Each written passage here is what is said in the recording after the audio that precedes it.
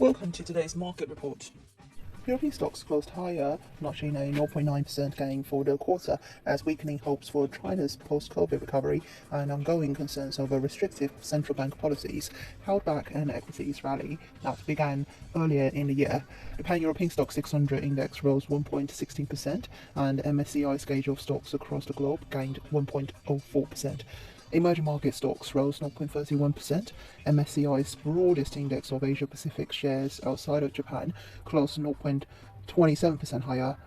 The greenback lost ground against a basket of world currencies, snapping 2 straight days of gains after the strong PCE report stoked optimism that the Fed is approaching the end of its tightening cycle.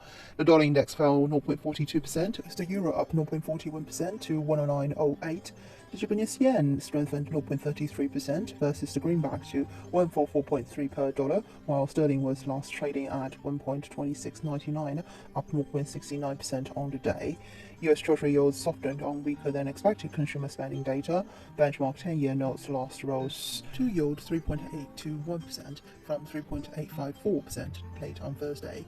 Crude prices settled higher but posted their fourth consecutive quarterly loss as investors worried about dampening demand.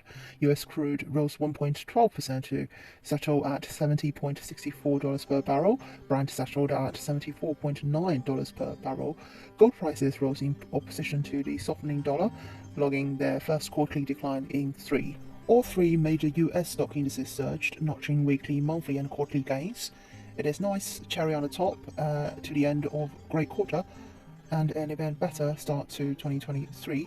This was one of the best starts to the year ever for Nasdaq and large cap technology names, but let's do not forget they were the hardest to hit group in the vicious bear market of 2022. This is today's market report. Thanks for listening. We'll see you next time.